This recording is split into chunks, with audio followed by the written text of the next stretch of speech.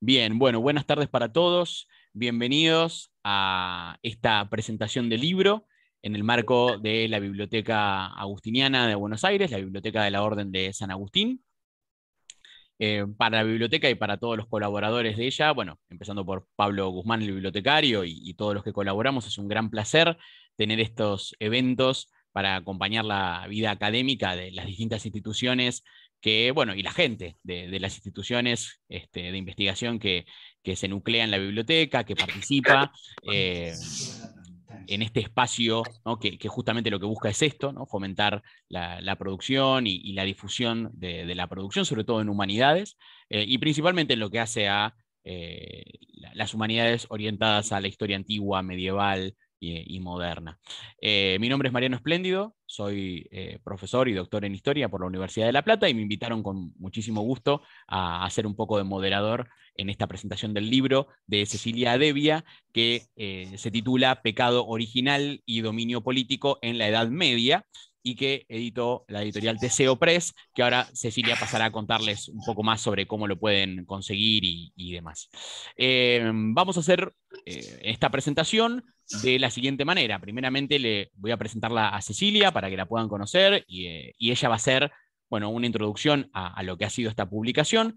Posteriormente, tenemos de invitados como comentadores al doctor Carlos Astarita y a la doctora Carolina Fernández, que van a hacer los comentarios sobre el texto de Carolina, y posteriormente vamos a tener el intercambio tanto de Carolina con los comentadores como también el público, así que los invitamos a todos y a todas para que puedan sumar sus inquietudes, comentarios, y demás aclaraciones.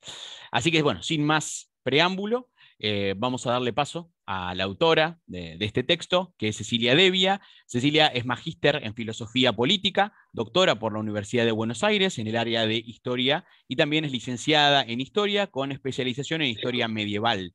Las tres titulaciones las obtuvo en la Facultad de Filosofía y Letras de la UBA.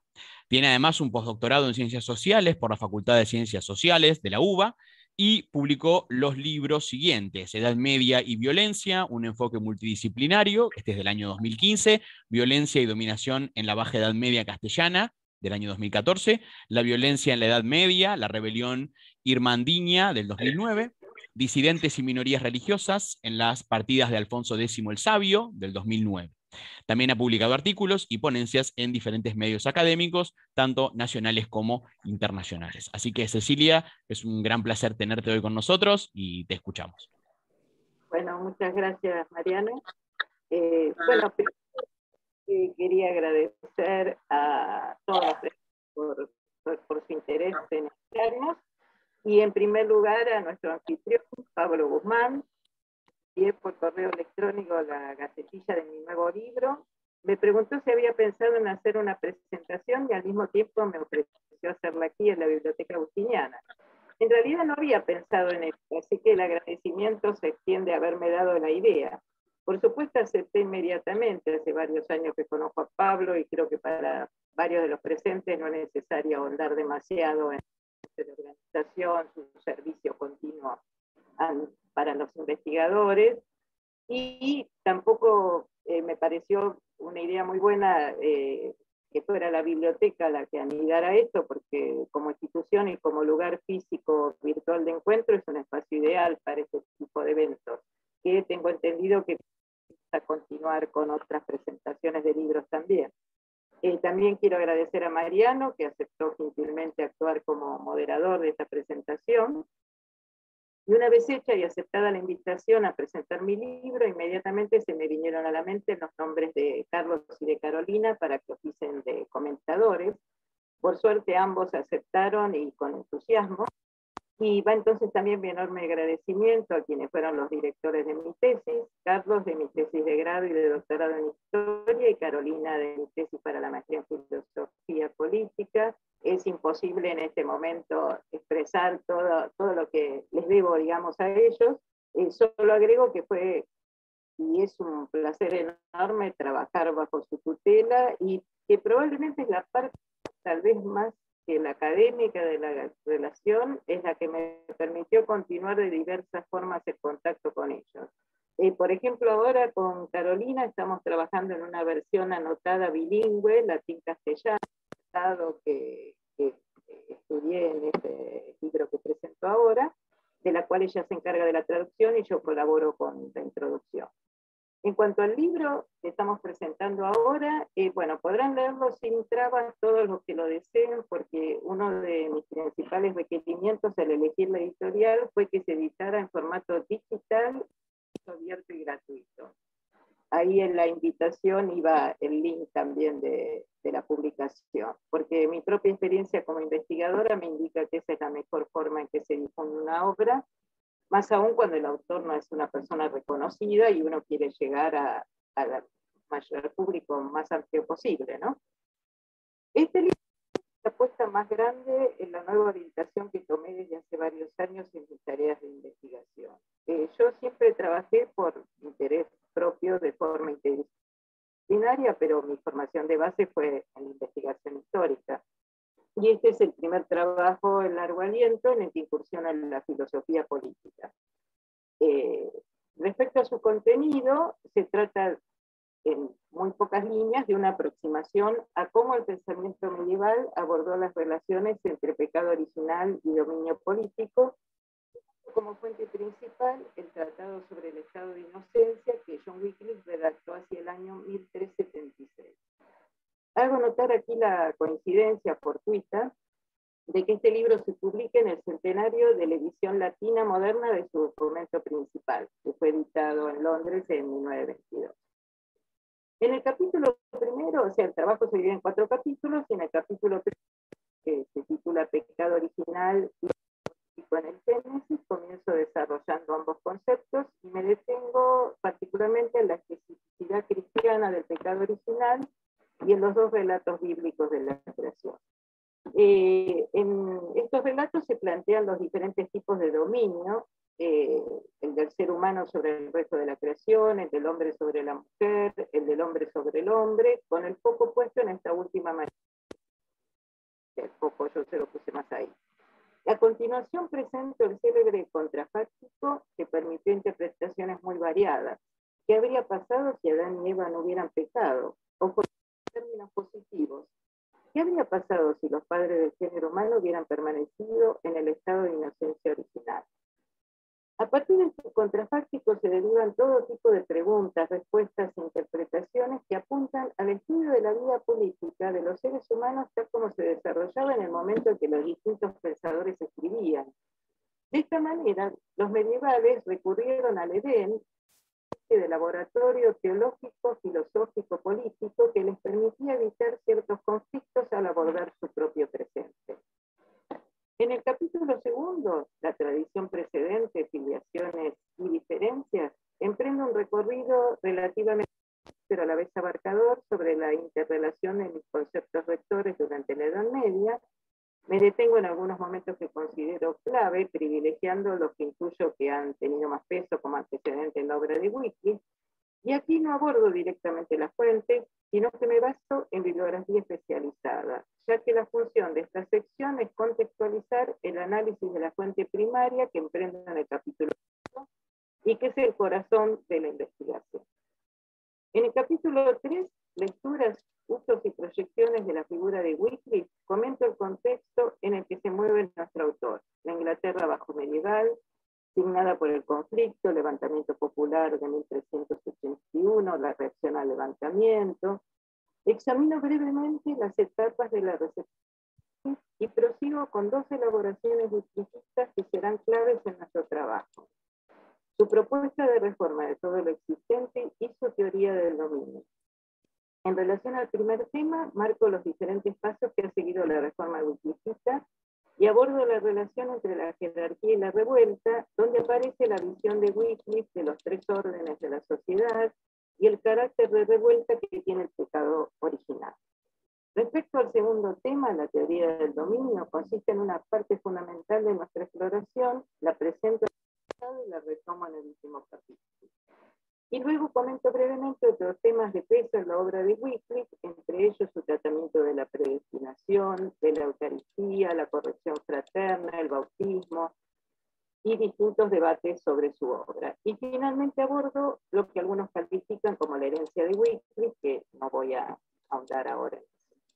En el capítulo cuarto y final, pecado original y dominio político en el Tractatus de Statu Inocentia, emprendo el análisis e interpretación del documento en cuestión.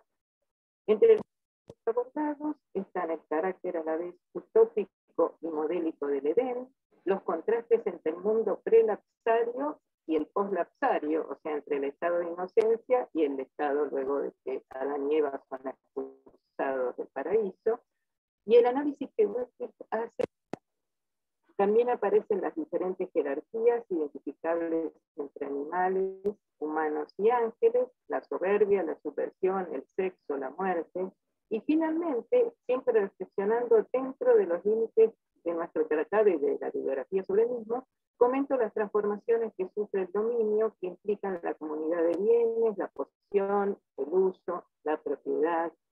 Expuesto muy brevemente, diremos que Wycliffe reconoce tres tipos de dominios de los seres humanos: el del estado de inocencia, el de la lapsaria y el de la bienaventuranza posterior al juicio final. El dominio natural del Adán inocente y el dominio evangélico de la reconstitución de la inocencia por medio de la encarnación de Cristo son considerados legítimos por Wycliffe. Pero a nivel histórico, el dominio civil solo puede volverse justo si obtiene la gracia de Dios. La perspectiva de Wycliffe sobre el dominio es radicalmente teocéntrica. Todo dominio proviene del dominio divino. En relación a los bienes temporales, puede disponer de ellos en la modalidad de la comunidad de bienes. Los eclesiásticos deberían seguir el modelo de Cristo y sus apóstoles, quienes, como el hombre en el estado de inocencia, hicieron uso de bienes tenidos en común. Y ahí la reforma radical del autor con eje en el apartamiento total del clero de lo temporal y su sometimiento a las autoridades laicas. Wycliffe considera que el clero solo forma parte de la iglesia institucional y no tiene ninguna relación comprobable con la iglesia invisible, que es la única verdadera. Para finalizar, quiero llamar la atención sobre el hecho de que estas cosas que parecen tan alejadas de nosotros, si se las analiza con cierto detenimiento, se pueden encontrar reflejadas en instituciones y situaciones actuales. Tanto los tópicos que abordé en este libro como la investigación que estoy emprendiendo ahora sobre los ángeles en el cristianismo nos permiten ver problemas actuales desde una óptica diferente. Temas como el dominio de una relativamente pequeña de la humanidad sobre el resto, las relaciones entre los sexos, el acceso al conocimiento, por nombrar solo algunos de los que aparecen en los textos medievales, permanecen vigentes. Por otra parte, la angelología nos permite entender más claramente la gestión gubernamental, la burocratización, las jerarquías actuales. Solo quiero agregar que si bien el pecado original inunda el mundo, no todo es desprecio del mundo o contentus mundi, según la recurrente expresión latina entre los medievales. Los aspectos positivos del ser humano y del mundo material no solo son destacados y reconocidos por aquellos que podrían considerarse como marginales o incluso herejes, sino que esto sucede también con autores que pueden llegar a definirse como totalmente ortodoxos y estrictamente apegados a las experiencias. La lista podría ser larguísima, de ahí que no nombro ninguno. Tal vez esto podría resumirse recordando que para los cristianos el ser humano es el único que fue creado a imagen de Dios y que una de las divinidades de Cristo, el Hijo, es nada menos que el Dios encarnado. Es cierto que en mi libro encontramos mucho más aspectos negativos del mundo material que los positivos, pero creo que esto resulta casi inevitable debido a su que ya puede ilustrarse desde el título, pecado original y con el pensamiento medieval. En el hecho de que se hayan usado como fuente principal la que aparece en el subtítulo, el tratado sobre el estado de inocencia de Jung. Bueno, espero que esta presentación ayude a que algunos de ustedes se sientan atraídos por mi libro y lo lean. Muchas gracias a todos y seguimos ahora con Carlos y Carolina. Muchas gracias. Muchas gracias, Cecilia. Muchas gracias por esta presentación. Vamos a darle paso ahora sí a quienes van a comentar el libro de Cecilia, que como les contó lo pueden bajar directamente para poder leerlo de libre acceso. Y primeramente vamos a presentar al doctor Carlos Astarita, que es doctor por la Universidad de Buenos Aires es investigador también independiente del CONICET y actualmente también es profesor en la Universidad Nacional de La Plata. Es profesor visitante en varias, o ha sido en varias universidades, entre ellas la Universidad de Córdoba, del Comahue, de Salamanca, de Florencia, de Siena, de Cádiz, de Barcelona, de Castellón, Alicante, Valencia, la Federal de Fluminense y en Santiago de Compostela. También ha sido investigador visitante en las universidades de Salamanca y Oxford, el All Souls College, director de estudios asociados de l'École de Hautes Études en Sciences Sociales en 1998, y tiene más de 60 artículos en Hispania, Newles Review, Le Moyen Âge, Estudia Histórica, Revista de Historia de la Agricultura, Análisis de Historia Antigua, Medieval y Moderna, Edad, tengo acá varias páginas, Edad Media, cuadernos del Centro de Estudios de La Plata, Etudes et Travaux de Auxerre, Lezioni Strumenti de Florencia, Análisis de la Universidad de Alicante, Historical Materialism en Londres, Plethos en Río de Janeiro, la Revista de Historia de las Mentalidades de Santiago de Chile, Cuadernos de Historia de España, Historiografías de Zaragoza y la International Critical Thought de Beijing, entre otras tantas. Para resaltar, 8 capítulos de libro publicados por las universidades de Salamanca, San Martín, Buenos Aires, La Plata y por las editoriales Brujas de Córdoba, Brill, Londres, Ítaca, Río de Janeiro y Siglo XXI en Buenos Aires, y diferentes libros, entre ellos Desarrollo Desigual en los Orígenes del Capitalismo, editado en Buenos Aires en el año 92, Del Feudalismo al Capitalismo, Cambio Social y Político en Castilla y Europa Occidental, 1250-1520, editado en Valencia en el 2005, y en proceso de edición por Brill en Londres, y en el 2019 Revolución en el Burgo, movimientos comunales en la Edad Media, España y Europa, esto por ACAL en Madrid. Es director, ha sido director del Instituto José Luis Romero también, y es director y codirector de 13 tesis de doctorado aprobadas. Así que, bueno, después de esta presentación le damos la palabra al doctor Carlos Astarita, que nos honra mucho con su presencia hoy también. Bueno, me escuchan, ¿no? Bueno, muchas gracias por la invitación, muchas gracias por la presentación tan generosa. Yo voy a leer mi comentario y voy a aclarar que voy a dar cuenta de mi lectura como historiador. Yo creo que una concepción de Mietke citada por Cecilia es la que puede abrir mis consideraciones sobre este libro cuando indica la necesidad de reconstruir el marco de los textos teóricos y sus antecedentes. Cecilia cumple ampliamente con esta directiva analizando las influencias que recibió Wycliffe. Es una indagatoria que se relaciona con la pregunta central que le dirige a Wycliffe de si el pecado original explica la dominación del hombre sobre el hombre, y termina por responder que efectivamente la caída en su obra explica esa dominación. Por lo tanto, el estudio tiene una apertura, un desarrollo y una conclusión general, estableciéndose así un eje de coherencia. Pero me interesa mucho más el camino que lleva a esta resolución y señalaré sobre esto 10 cuestiones. La primera son las diferencias entre los que defienden el absolutismo teocrático, como Egidio Romano, los que valorizan a los reyes, como Juan de París, y los que, como Marsilio de Padua, critican el poder papal para reconducir toda autoridad coactiva al príncipe temporal, y así establecen la línea en que se sitúa Wycliffe. Son elaboraciones muy significativas para un historiador. Un segundo aspecto es que en el libro se tocan temas que alimentan otros estudios. Por ejemplo, se habla de la sexualidad en referencia al autocontrol que postula Agustín, y agreguemos que este ascetismo divulgado desde los púlpitos, junto a diversos controles, entre ellos la confesión auricular, debió influir en la fecundidad y por ende en la demografía.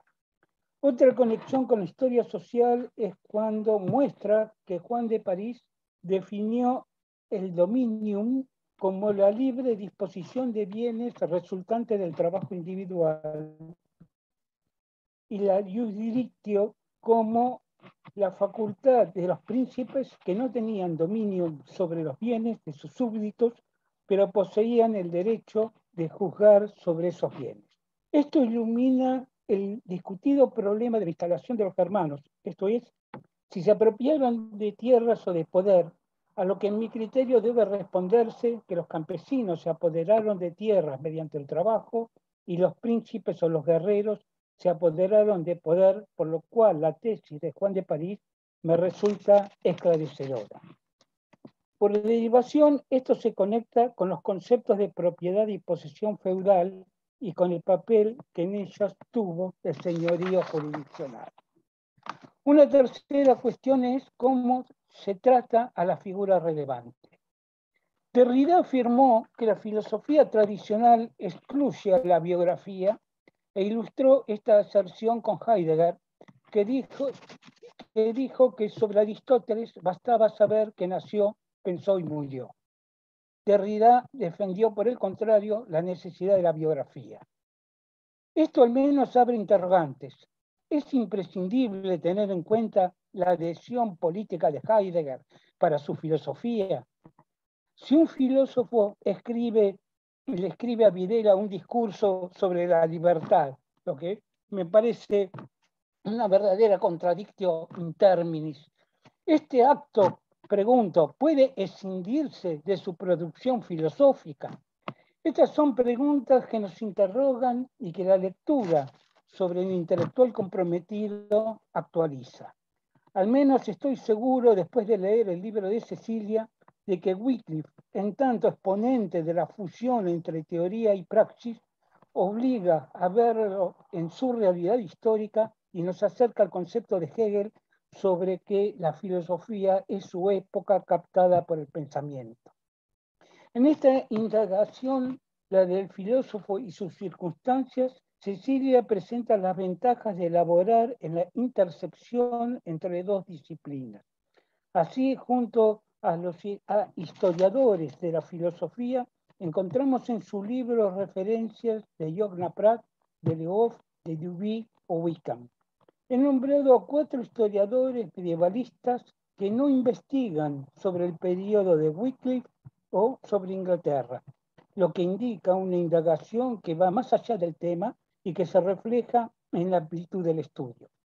Incluso por momentos la división académica del trabajo desaparece por completo y, por ejemplo, Bochet, que es historiador, es citado para recordarnos que la representación dual de la persona humana ya estaba en el platonismo. Con este enfoque no podía dejarse de lado la situación inglesa en el siglo XIV y la Revolución de 1381. Esto me lleva a un cuarto aspecto. Para la situación inglesa, Cecilia no solo apela a Hilton o a Dyer, autoridades en la materia, sino a nuestra colega Laura da Graca, que trabajó en Inglaterra con Wickham, Haldon y Dyer, y es seguramente la persona que más conoce en nuestro país sobre el contexto en el que actuó Wickham. También ha rescatado a Severino Croatto, eminente biblista argentino que murió en 2004 y que la Cátedra de Historia Antigua Oriental de la UBA ignoraba cuando cursé la materia en 1972.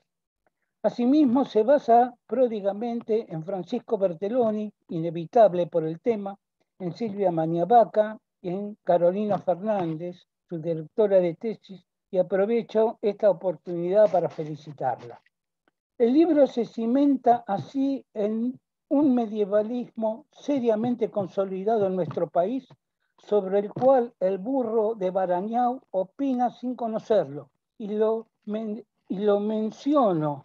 A esto lo menciono para aludir a otros tan brutos como él que hablan desde la más completa ignorancia. Cecilia se basó también en sus propios trabajos, tanto el que realizó sobre la violencia medieval, tomando como base la guerra en Vandinia, y sus libros son ya referencias en el tema, como también se basó en los estudios que fue realizando sobre Wycliffe. Esto exhibe un desarrollo sólido en el que el saber adquirido es una condición de avance hacia nuevos conocimientos. Un quinto aspecto es la totalidad en el problema, lo que implica diferenciar de una totalidad como agregado de problemas. Esto significa que no se aíslan niveles, el social, el político, el filosófico, sino que se los relaciona a través de la figura analizada. Y con esos enlaces se superan las limitaciones de la especialidad, lo que es un verdadero logro, tratándose de un pensamiento específico que en ningún momento deja de ser el articulador de la exposición. Un sexto punto es el formal. Yo no soy filósofo y mis conocimientos en este campo son los del aficionado, pero en ningún momento encontré dificultades para comprender el argumento. Aquí la jerga del círculo de iniciados es sustituido por un lenguaje preciso y claro. Es un rasgo a destacar cuando en las ciencias sociales proliferan hermetismos y sinsentidos que encubren desconocimientos o imposturas posmodernas. Cecilia, como dice ella sobre Wycliffe, quiere ser comprendida. Su argumento es coherente y cada párrafo desemboca en otro que contribuye a explicarlo y desenvuelve una nueva demostración. Un séptimo punto muy propio del historiador social está en las proyecciones del tema.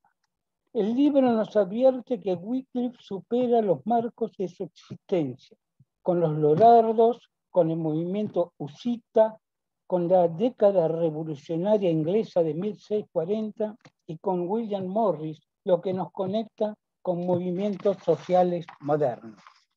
Esta proyección no puede dejar de relacionarse con un atributo que se resalta y es la preocupación de Wycliffe por una reforma viable. Es el objetivo que lo lleva a confiar en la corona y en la aristocracia. Y esta es una característica de los revolucionarios de todas las épocas que se proponen cambios realizables. Estos atributos no interesan tanto para especular sobre un tipo ideal weberiano como para comprender situaciones concretas.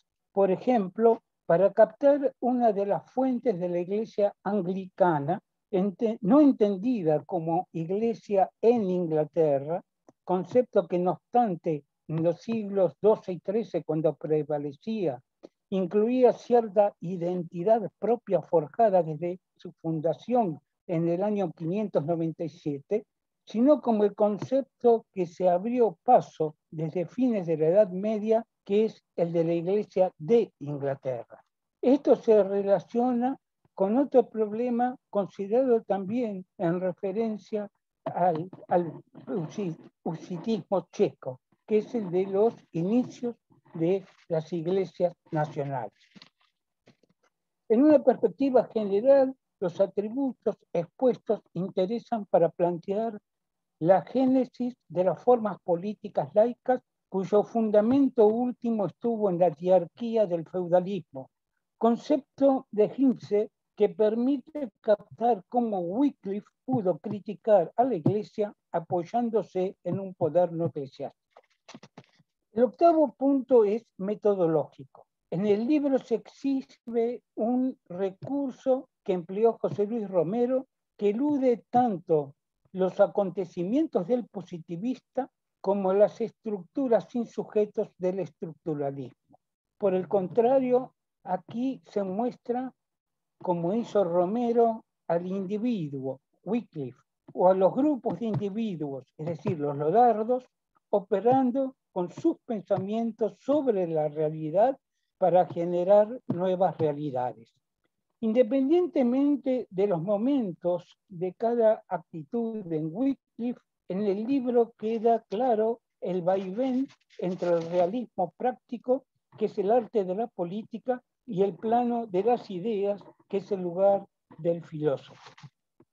La situación histórica es entonces el trasfondo del gobierno de la aristocracia que propone Wycliffe como apoyo del monarca, porque más allá de la influencia de los reyes filósofos de Platón, el medio en el que vivía era el de la parcelación de la soberanía política.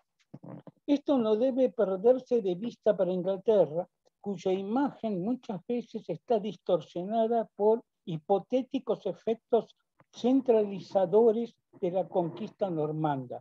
Por ejemplo, una de las explicaciones más aceptadas de la transición al capitalismo, la de Brenner, atribuye a esa conquista del año 1066 una supuesta intra-lordly cohesion, es decir, una cohesión interseñorial. Por el contrario, la división de la clase dominante es palmaria en el libro al tratarse, por ejemplo, el enfrentamiento entre el clero y una fracción de la nobleza en la década de 1370. Llego así al octavo punto, porque por todo esto, además de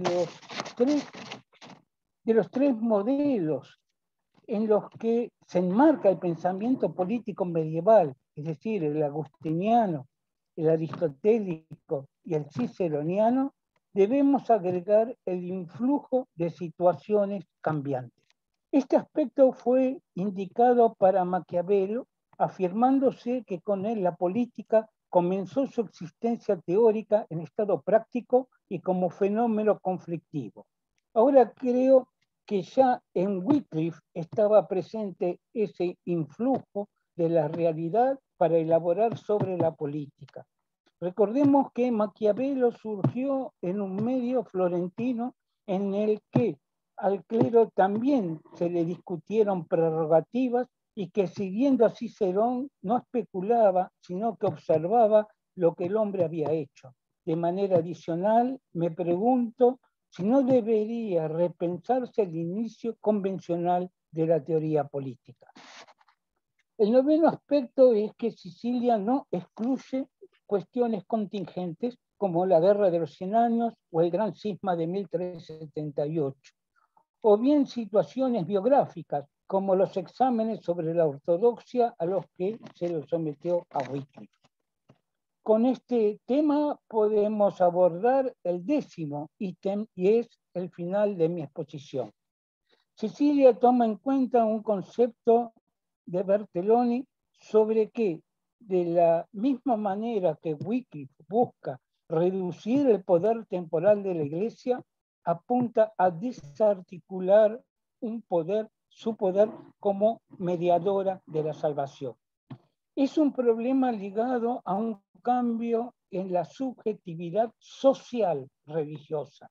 Dios no está fuera del hombre, sino está en su interior, en su alma. Cambio que se detecta desde el siglo XI en sectores urbanos como los artesanos y que ha concitado el interés de los historiadores. Me refiero a Le Goff, Bourget, etc. Problema que está también presente en los clásicos de las ciencias sociales. Estaba en Marx, estaba en Weber, aunque ellos lo detectaron en Lutero y no en sus precedentes medievales. En ese contexto social y no solo erudito, se escribe el rechazo de Wycliffe a la transubstanciación y su apoyo a la traducción de la Biblia sin distorsiones ni glosas. Esto cierra el círculo de mi lectura sobre los temas que contextualizan el análisis que Sicilia realiza y con gran solvencia erudita, análisis que está centrado en el tratado acerca del estado de inocencia. Por todo esto creo que estamos ante una obra admirable y solo me resta felicitar calurosamente a Sicilia por el trabajo que ha realizado. Gracias. Muchas gracias, Carlos. Muchísimas gracias. Y para cerrar los comentarios, ahora sí le vamos a dar la palabra a la doctora Carolina Fernández también para que haga su aporte. Carolina es doctora en filosofía por la Universidad de Buenos Aires, es jefa de trabajos prácticos de Historia de la Filosofía Medieval en la Facultad de Filosofía y Letras de la UBA y profesora en la maestría de Filosofía Política y en la maestría de Estudios Medievales de la misma facultad. Ha sido becaria y actualmente es investigadora adjunta del Consejo Nacional de Investigaciones Científicas de la República Argentina, el CONICET. Ha participado y participa en sucesivos proyectos UASIT, PIP de su área y en diversas reuniones científicas en Argentina y Brasil. Se especializa en diversos temas de metafísica, teoría del conocimiento y filosofía política de fines del siglo XIII y principios del siglo XIV. Integra la Comisión de Publicaciones de la Sociedad Argentina de Estudios Medievales, la SAEMED. Así que, Carolina, te escuchamos con mucho placer y bienvenida. Muchas gracias, Mariano. ¿Me escuchan? Perfecto, bueno. Se escucha bien. Bien, bárbaro. Yo creo que voy a hacer algo un poco breve, porque quizás sería más rico que podamos generar un intercambio entre, bueno, Carlos, Cecilia y los participantes. Me gustaría señalar, en principio, destacar la pasión de Cecilia por trabajar, por el trabajo, que esto la ha llevado a leerse prácticamente la mayor parte de la bibliografía relevante sobre un autor que ella no conocía. Debo decir que yo tampoco lo conocía, que comencé a trabajar sobre Wycliffe a partir de la iniciativa de Cecilia de convocarme como directora de su tesis. Y si bien es un escolástico y bueno, presenta un montón de características en común con otros autores de la época, bueno, cada autor es un absolutamente personal, y este es el caso, ¿no? Realmente es un autor que conjuga distintas influencias, que quizá después las puedo mencionar, que lo hace muy particular, ¿no? Y Cecilia, bueno, como digo, logró empaparse de todas las discusiones relevantes acerca de Wycliffe, logró transmitir una serie de debates muy amplia en el libro. Y yo lo que voy a hacer es hacer un comentario de lo que más me llamó la atención o lo que más me pareció, o con lo que yo me quedé ahora en esta lectura que hice, que ella presenta como libro no es igual a la tesis, sino que ella le dio toda digamos, una configuración más elaborada después de que presentó la tesis. Y entonces voy a destacar de cada una de las partes del libro, voy a hacer un comentario de lo que a mí me parece más interesante o me llamó más la atención ahora en esta lectura que hice. En el capítulo primero, bueno, acá se ve cómo Cecilia cruzó cosas que le interesaban a ella de antes. Se ve como el tema del pecado, como el tema de... Son temas que a ella le vienen, se ve que le venían haciendo, digamos, le venían interesando desde antes, y logró cruzar esos intereses con el Tratado del Estado de Inocencia, lo cual me parece muy, muy apropiado, ¿no? En el caso del tema del pecado, ella no solo hace una, digamos, una muy surtida, muy elaborada, digamos, noticia de todas las discusiones que hay sobre la fuente bíblica al respecto, sino que sigue, digamos, trabaja el tema de las figuras de Pablo de Tarso y Agustín como los dos autores señeros, los dos autores que marcan, que marcan la tendencia dominante en la doctrina del pecado original de la Edad Media. A mí ahí lo que más me llama la atención es que Cecilia sigue principalmente a una autora que yo no la conocía, debo decir. No estoy segura de cuál es su formación, se llama Ellen Pagels, o Ellen Pagels, no sé cómo se pronuncia la verdad, pero Ellen Pagels hace toda una presentación de la doctrina del pecado original, más precisamente, en la que ella señala que primero que hay como una desexualización de la noción de pecado original a partir del siglo XII, o sea que parece que antes de ese momento se vinculaba el pecado original con una cuestión específicamente sexual, y parece que a partir del siglo XII esto se desanda, esta tendencia, y que esto significa una recuperación de la tradición originalmente agustiniana y paulina. Eso me parece muy relevante.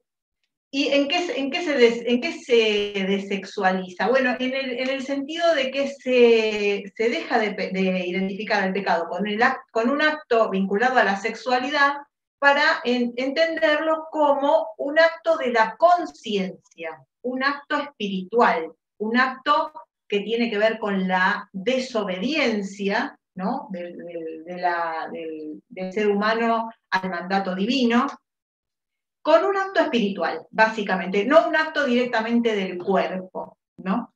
Y eso me parece que es evidentemente cuadra muchísimo con San Agustín, porque para la visión que yo tengo de San Agustín es que es un autor que tiene una fuente o tiene una formación muy marcada de la filosofía neoplatónica, entonces para él todo está centrado en lo espiritual y en lo que tiene que ver con la mens, con el alma, con la parte racional del alma, digamos, ¿no? Cuando, digamos, cuando el cuerpo desobedece al alma, la primera que comete la falta es el alma, ¿no? El acento no está puesto en el cuerpo, sino en el alma que desobedece y que se aparta de ese origen divino, ¿no? Pero esta autora, Ellen Pagels, dice algunas cosas que a mí me resultaron interesantes, no sé qué opinarán otros especialistas en San Agustín. Dice, por ejemplo, que la visión de San Agustín, con respecto al pecado original, se aparta de la visión previa, incluido Pablo de Tarso, esto si me estoy equivocando, corregime Cecilia, en el sentido de que para la visión original, digamos, no es hereditario, no es que con el primer hombre pecan todos los hombres, y eso se transmite de una manera automática a toda la humanidad.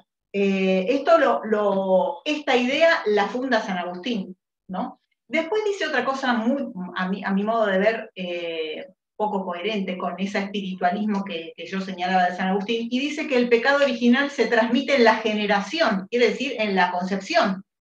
O sea, me parece que es una visión esto implicaría una visión bastante biologicista del pecado original, ¿no es cierto? También esto me hizo ruido, me sonó raro, digamos. Y después la tercera cosa que me llamó la atención es el hecho de que el concebir la muerte como un resultado del pecado original, es decir, concebir al ser humano como un ser que originalmente no fue pensado ni fue creado para morir, sino para vivir sempiternamente, también es un producto de San Agustín y no está en la doctrina originaria digamos, no está en las fuentes previas. Todas estas cosas me resultaron muy interesantes y obviamente no soy especialista en estas cuestiones, pero para el que le interesen estos temas, el capítulo 1 del libro de Cecilia es muy, muy recomendable porque transmite todo este bagaje de discusiones entre especialistas, es muy, muy, muy, muy interesante. Con respecto al segundo capítulo, es el que a mí menos novedad me traía porque remite a todas las discusiones que se generan sobre el tema del pecado original y el origen de la naturaleza humana digamos, cuál es el estatuto de las diversas comunidades que va produciendo el ser humano, desde la familia hasta la comunidad política, visto a partir de esta suerte de parteaguas, ¿no? Cómo son las comunidades humanas antes del pecado, que es como decir, cómo es el ser humano originariamente. Entonces, para ellos, elaborar todas estas hipótesis acerca de cómo habría sido antes de pecar, implica decir más o menos cómo somos esencialmente, ¿no? Es como un discurso muy fuerte en el sentido de hacer una descripción eidética, esencial, de la naturaleza humana y de sus diferentes configuraciones sociales, ¿no?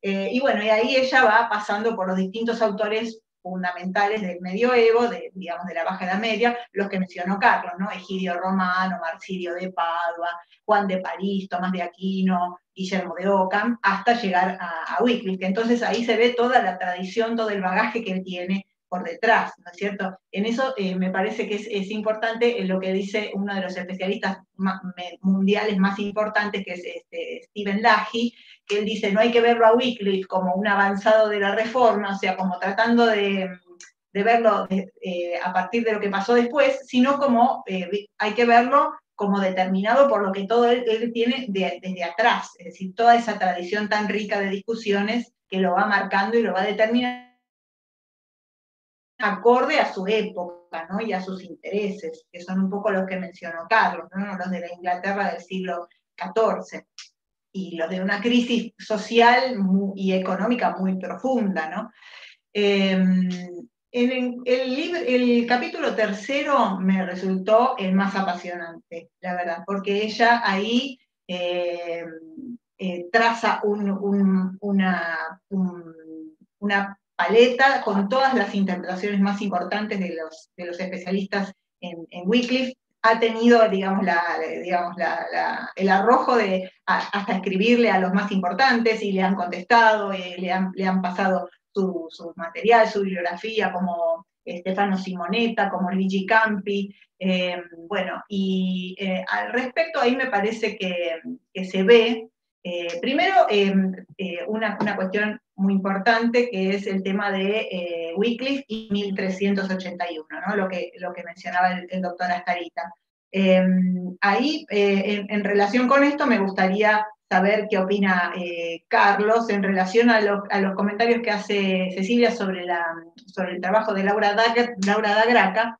Laura dice más o menos algo así como que el proyecto de los rebeldes de 1381, es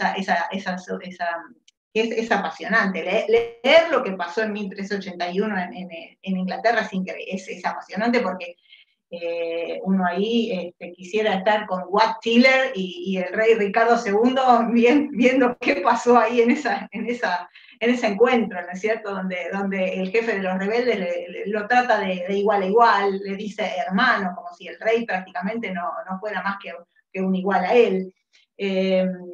Y lo que ella dice es que el proyecto de los rebeldes era, por lo que yo entendí, era algo así como socavar un poco el poder de los nobles, dejar la cabeza de la monarquía y organizar una comunidad de aldeas. ¿Para qué? Para poder lograr desatar un poco o desanudar un poco el yugo señorial.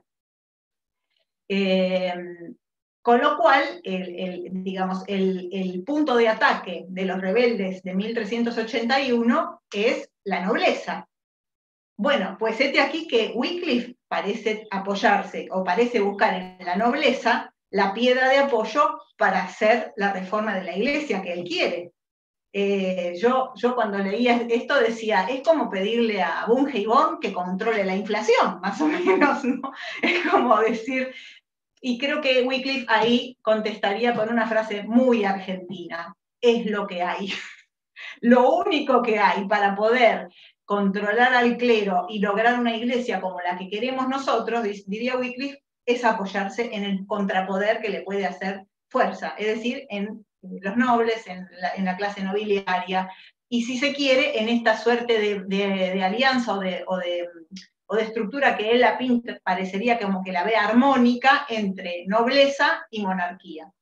Ese es el proyecto de él, es decir, a él lo que parece interesarle en primer lugar es una reforma de la iglesia, una iglesia espiritual, una iglesia desmaterializada, que no tenga propiedad, que no tenga control, que no tenga poder económico, sacarle el poder económico a la iglesia. Y para eso, lo único que se puede hacer es recurrir al poder que puede hacerle fuerza, que es la nobleza, ¿no?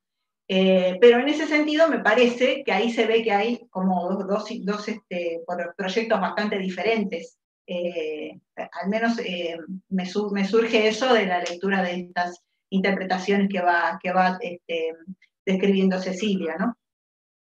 Y bueno, con respecto al proyecto político de Wycliffe es este, ¿no? Es claramente un proyecto nacional, no es un proyecto de imperio, no es un proyecto para toda Europa, sino es un proyecto para Inglaterra. Inglaterra es el lugar para hacer una nueva iglesia, para construir una nueva iglesia para él, como lo dice por ahí Cecilia. Y es un proyecto en el cual ella lo enfatiza bastante, es un proyecto de una reforma de la sociedad desde arriba. La reforma no viene de abajo. La reforma no la hace la comunidad, sino que la hace el poder secular. Él confía en el poder secular como el que puede hacer una reforma social, digamos, ¿no? En el sentido de controlar, de ejercer un control de la sociedad en el cual la iglesia sea controlada. Eso es lo que a él más le interesa, ¿no? Y ya para ir al capítulo 4, que es el capítulo en el cual Cecilia, bueno, y ahí, digamos, es el trabajo que hemos hecho más codo a codo entre las dos, ¿no? Yo hice la traducción del texto y ella, y entre las dos lo fuimos trabajando. Ahí está todo el análisis de este pequeño digo, porque los escolásticos están acostumbrados a escribir sumas que son kilométricas, ¿no es cierto? Bueno, en comparación, este es un texto pequeño, es un tratado de 10 capítulos, un tratado donde se habla del estado de inocencia y se establecen 2 o 3 ideas fuerza muy importantes. La primera es que si el hombre no hubiera pecado, no habría abandonado este estado de inocencia que se va a pasar a describir en que se describe al principio de la obra, en los primeros 2 capítulos, es una correlación causal que yo describiría como absolutamente no, necesaria. No absolutamente, sino ex suppositiones, como dicen los escolásticos. Es decir, es una idea de puesta la causa, se produce el efecto. Si el hombre peca, entonces el hombre es condenado. Si el hombre no peca, entonces el hombre seguiría disfrutando de este estado en el cual fue creado. Es una correlación absolutamente férrea, que está basada en la voluntad divina, porque nada escapa a la voluntad divina, pero como correlación es necesaria, ¿no? Puesta la causa, se sigue el efecto. Si el hombre se hubiera mantenido su obediencia a Dios, hubiera seguido viviendo como pasamos a describirlo a continuación. ¿Y cómo es esa vida que el hombre habría tenido? Y digo el hombre porque lamentablemente, bueno, o no lamentablemente, él habla siempre del hombre, ¿no es cierto? ¿Cómo es esa vida del estado de inocencia? Bueno, en primer lugar, es una vida en la que efectivamente no existe la muerte, ¿no? Sino que los elegidos para la salvación eterna dice él, habrían crecido, habrían desarrollado sus cuerpos hasta llegar a la medida justa como para ser trasladados directamente al cielo, ¿no? Porque bueno, es la escatología cristiana en su máximo esplendor, ¿no es cierto? Tenemos una creación a partir de la nada, un estado de inocencia, la caída en el mundo histórico, a partir de allí ese estado que ellos llaman el estado de los viadores, el estado del hombre en la vía esperando la salvación, y bueno, y a partir de ahí el momento, digamos, la instancia culminante o decisiva, que es a quiénes se va a salvar y a quiénes se va a condenar, es decir, quiénes van a ser los elegidos para la felicidad, ¿no? Y acá está la idea central de Wycliffe, que no se la menciona en este texto, pero sabemos por otros textos de él que es la idea fuerza la que digamos, conduce toda su escatología, es la idea de que la iglesia, propiamente dicha, es la comunidad de los predestinados, es la multitud de aquellos que están en la mente divina como los que se van a salvar. Y, por lo tanto, todos los demás forman parte de la comunidad de los que se van a condenar. Entonces, esto es absolutamente central para definir, por ejemplo, las relaciones de dominio. ¿Por qué? ¿Y por qué? En primer lugar, el dominio solo es legítimo, solo es dominio en sentido propio y no puramente fáctico, si el que lo está ejerciendo está en estado de gracia. Ahora, ¿eso quién lo sabe? Nadie más que Dios. Esa vara tan alta, hace que, digamos, es como define un modelo de visión de la propiedad, de las relaciones económicas y políticas entre los hombres, que es totalmente, podríamos decir, cristiano, espiritualizado. No hay comunidad, no hay relaciones políticas, no hay relaciones económicas legítimas por fuera de la iglesia. Como decía el adagio, extra ecclesiam nulla salus. Fuera de la iglesia no hay salvación, ¿no? Bueno, y acá es lo mismo, fuera de la iglesia no hay verdadero dominio, fuera de la iglesia no, fuera de la gracia, porque acá está la cuestión. ¿En qué medida, como decía Carlos, la iglesia puede seguir puede seguir siendo la portadora o la legitimadora de la salvación, ¿no? Aparece ahí una puesta en cuestión muy fuerte, de en qué medida la iglesia sigue siendo la mediadora entre el hombre y su salvación, ¿no? Bueno, y ese es el núcleo, digamos, de las ideas de Wycliffe. Y después hay toda una descripción muy clara de cómo era este estado de naturaleza en el cual, por una parte, no había multitud de idiomas, como pasó a partir de la Torre de Babel, no había leyes porque no eran necesarias, no había trabajo, no había sufrimiento, por supuesto, y había sobre todo un absoluto sometimiento de las cosas al poder del hombre, ¿no? Ahí está la clave, y me parece importante mencionar a un autor que se llama Richard Fitzgerald, que es un autor de la época de Wycliffe que pone el énfasis en que el paradigma de las relaciones de poder es el poder de Dios sobre su criatura, ¿no? Y Dios instituye al hombre como señor de la creación, ¿no? Hay una doble de Dios al hombre y del hombre a las cosas, ¿no? Y ese modelo marca todas las ideas de este autor sobre el concepto de dominio, que es a las cosas temporales, a las cosas materiales. Bueno, creo que esas son las ideas fuerza del texto, ¿no? Y bueno, finalmente está la cuestión de si se lo puede considerar un autor como un necesitarista o como un determinista. Yo creo que está cerca. Obviamente los intérpretes tendrán sus matices. Por otro lado, él hace un esfuerzo enorme, y eso se ve en los últimos capítulos del texto, un esfuerzo enorme por salvar la libertad humana.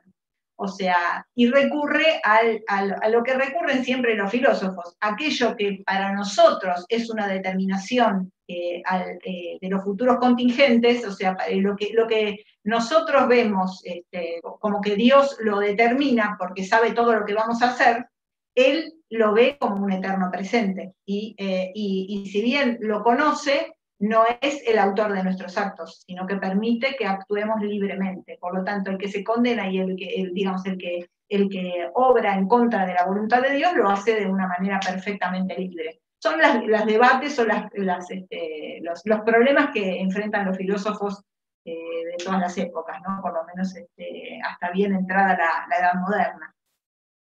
Bueno, creo que ese es cerraría aquí mi comentario para dar paso a las preguntas, porque me parece que es lo más rico. Así que muchísimas gracias a Cecilia, en primer lugar, por permitirme trabajar con ella, gracias a la Biblioteca Agustiniana, sobre todo a Pablo y a Mariano, que han hecho esta presentación. Muchísimas gracias a Carlos, mi admiración de siempre, y bueno, quedo abierta para comentarios o preguntas. Bien. Gracias, Carolina, muchas gracias. Vamos a hacer lo siguiente. Ceci, si querés comentar en base a lo que han propuesto tanto Carlos como Carolina, y a partir de tus palabras también abrimos un poco la participación de quienes deseen expresar sus comentarios, si alguien ya ha tenido acceso al texto y quiere preguntar algo, a raíz de los comentarios de los doctores invitados, también, tanto por el chat como por micrófono, pueden levantar la mano o pedir y les damos el espacio. Ceci. Sí, no, yo más que nada es agradecerle la lectura tan atenta. Carolina, no, en toda la redacción de la tesis, pero para esta presentación volvió a leer todo el libro porque sabía que había cambios y para, bueno, ya desde una visión distinta, y la verdad que le agradezco muchísimo la terrible dedicación, y lo mismo a Carlos, o sea, el análisis evidentemente de una lectura profunda, y bueno, un agradecimiento por palabras de aliento más que nada, como para seguir, merecidas o no, son alientos siempre. Así que bueno, no, si alguien quiere hacer algún... Bien, Cecilia, sí, tenemos acá, tengo la mano levantada de José Carlos. José, si querés activarte el micrófono, podés participar tranquilamente. Sí, me quedó clara la pregunta que estoy haciendo a partir de un par de párrafos de la exposición del doctor Carlos Astarita, pero pega de alguna manera en la exposición de la doctora, o sea, en el texto, ¿no? Presentado por la doctora, que no he leído, que voy a bajar y que voy a leer con fruición, como se dice, a pesar de que eso engorda después, ¿no? Siempre he tenido mis dudas, dentro de mi ignorancia hablo, de las famosas guerras religiosas. Se ve las dudas.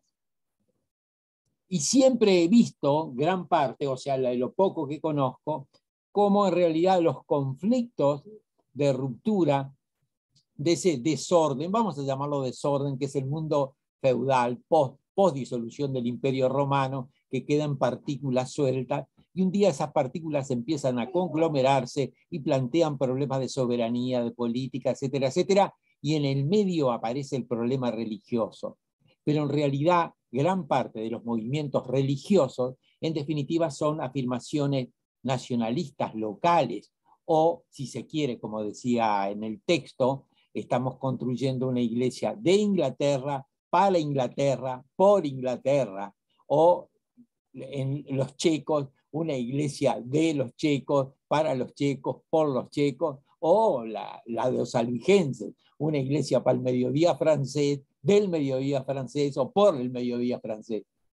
Esa era un poco la pregunta, si me puede dar una línea de si estoy equivocado, doy para atrás, paso, no tengo problema, pero si tiene valor esa cosa que me hace ruido en la cabeza.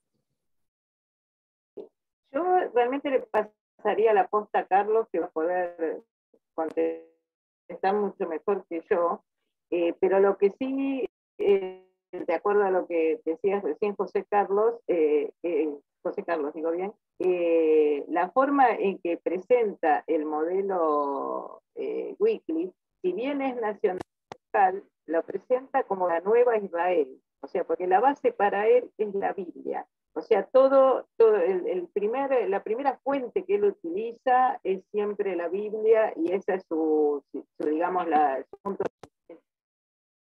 Entonces, si bien sus pensamientos y sus obras llevaron a conflictos, él lo encara así siempre desde un punto de vista bíblico. Él lo ve como la nueva Israel. Y respecto a los estallidos que hubo cuando él ya estaba retirado, pero todavía 381, se le enrostró ser él el ideólogo, o incluso tener predicadores que trabajaban para esta gente sublevada, pero él en su momento, cuando se expresó, dijo que las demandas eran legítimas, pero que iba a fracasar seguro, porque la reforma puede ser desde arriba.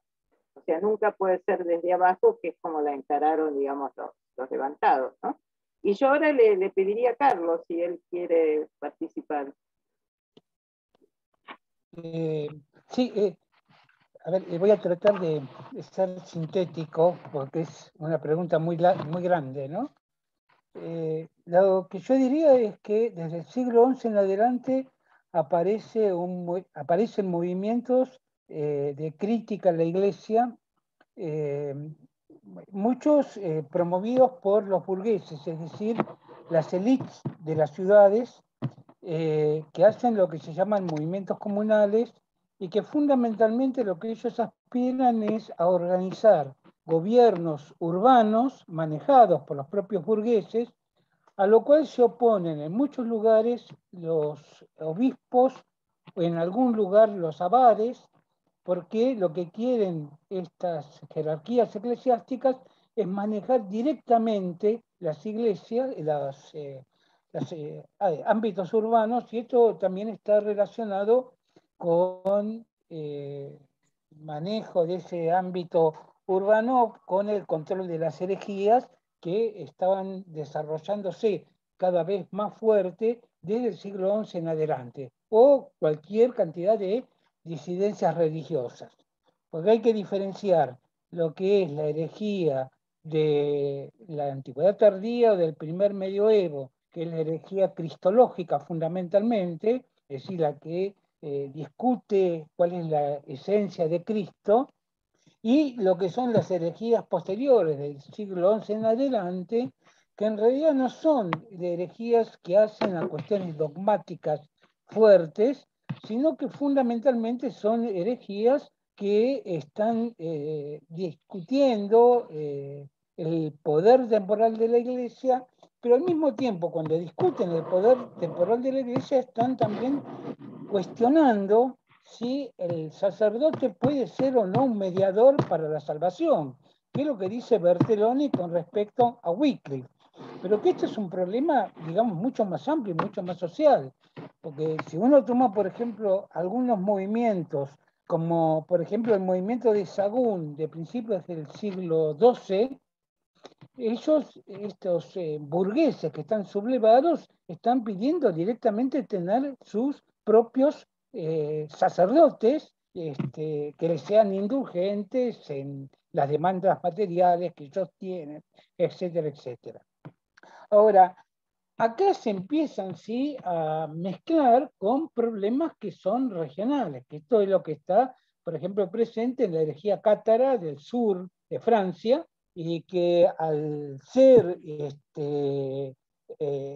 que, digamos, contra esa herejía van a actuar una serie de fuerzas que no es solamente la Iglesia, sino que también va a actuar el centralismo de París, es decir, de los reyes de París, para subordinar un área que podía estar bajo el influjo de los condes de Toulouse y que por lo tanto hay fuerzas convergentes que van a actuar en la cruzada contra los cátaros, que de todas maneras después lo que va a ser más efectivo para extirpar la herejía cátara no va a ser la cruzada, sino va a ser la Inquisición, porque la cruzada lo que va a lograr es compactar el cuerpo social que estaba siendo atacada, mientras que la Inquisición va, por el contrario, a desmembrar todo eso.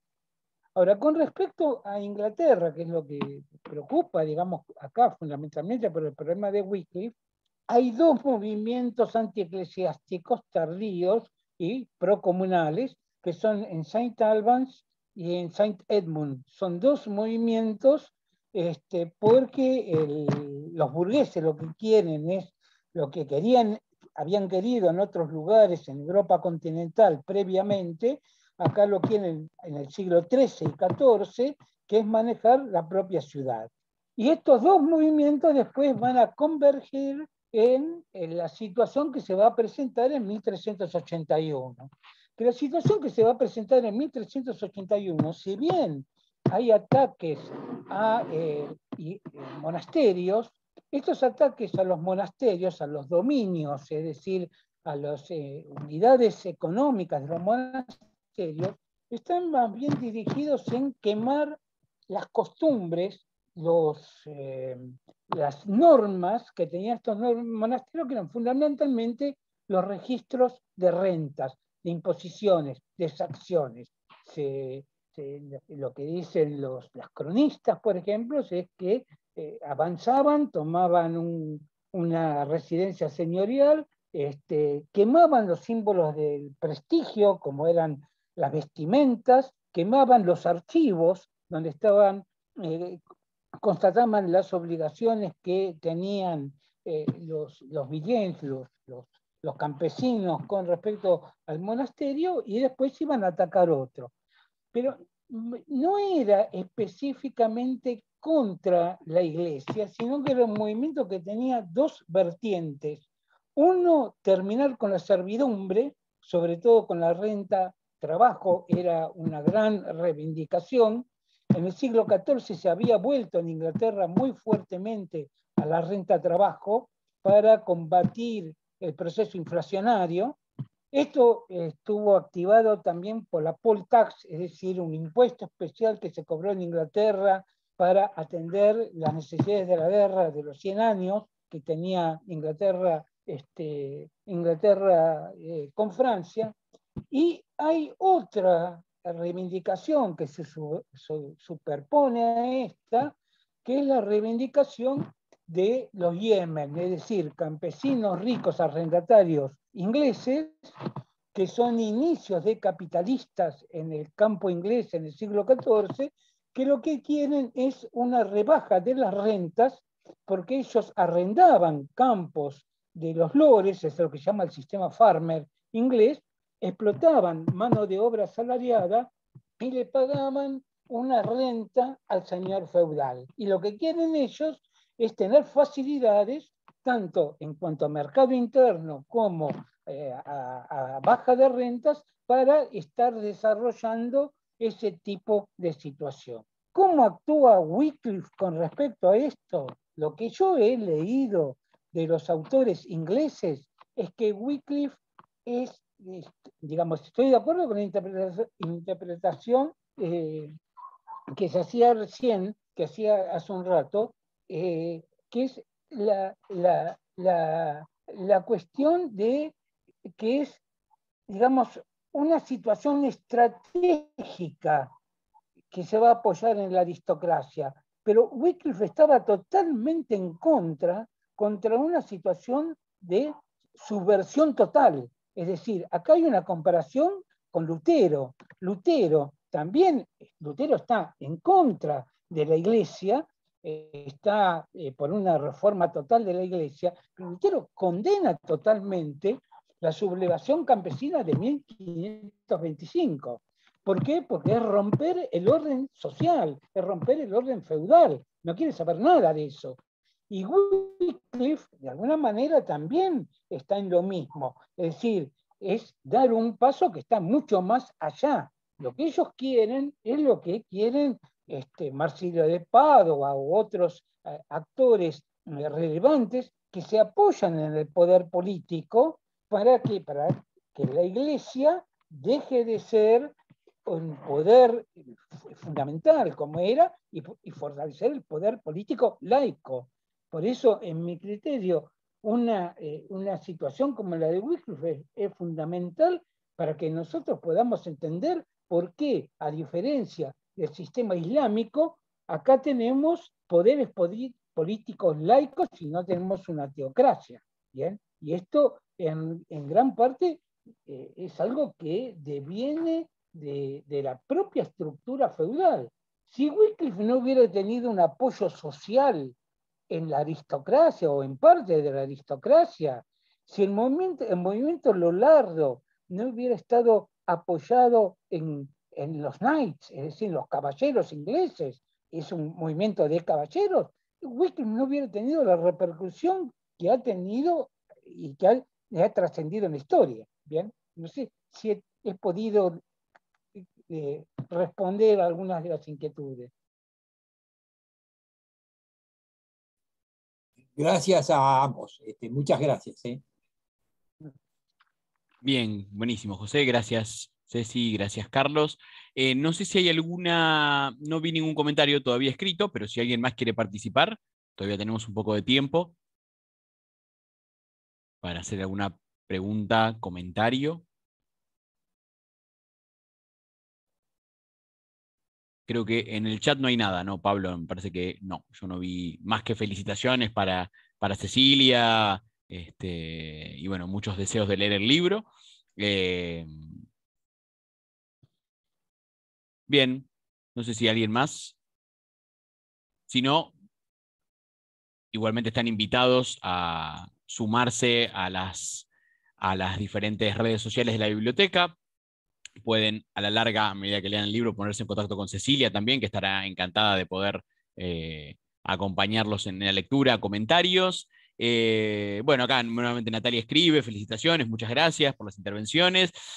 Bueno, los invitamos entonces, para dar un poco el cierre, agradeciéndole primero a Cecilia su tiempo, el hecho de haber aceptado la invitación de presentar el libro en este espacio, así como a Carlos Astarita y a Carolina por su tiempo, ¿no? Dedicado a estos comentarios sumamente interesantes y sumamente minuciosos en cuanto al texto. Y los invitamos a seguir a las redes de la biblioteca, a conocer el espacio. Quienes no lo conozcan, está abierto, está atendiendo a volcar sus consultas sobre material. Obviamente para eso está el fondo de la biblioteca, que bueno, muchos de nosotros utilizamos con suma avidez y regularidad. Le pueden canalizar sus consultas también a Pablo al mail de Bibsisau. Bueno, para cerrar, les agradecemos enormemente, les deseamos una buena noche y los esperamos en los próximos eventos de la biblioteca. Me toca a mí el próximo, Pablo, ¿no? El próximo viernes, para seguir un poco en la línea tardo-antigua. Así es. Los invito, es raro que los invite el propio el propio disertante, pero si quieren Todo venir muy a escuchar, artesanal, todo muy artesanal. muy artesanal, pero si quieren venir a participar del Seminario de Cristianismo, vamos a hablar un poco de la figura de Simón Mago el viernes, el lunes y el otro miércoles. Así que no quiero robarle el protagonismo a Cecilia, pero bueno, vean que la biblioteca tiene mucho. El chivo. Pasamos el chivo, pero la biblioteca tiene mucha actividad, así que este año estará las jornadas de el cuarto coloquio de geografía. El coloquio de geografía en noviembre. Justamente, ¿no? Sobre estos temas. Sí. Marginación, exclusión, en la predicación, en los sermones.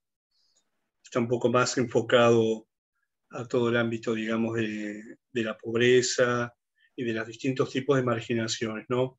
Por cuestiones de género, por cuestión de religión, por cuestiones sociales.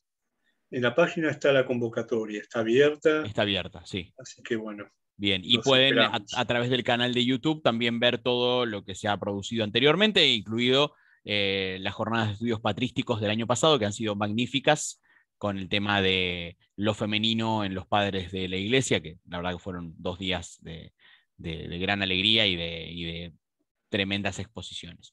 Así que bueno, los dejamos con esta invitación y esperamos verlos en el próximo evento. Bueno. Buena semana para todos. Buena semana, buenas noches. Bueno, gracias. Muchas gracias. Buena semana para todos. Gracias y un gusto. Muchísimas gracias. Para mí. Saludos para todos.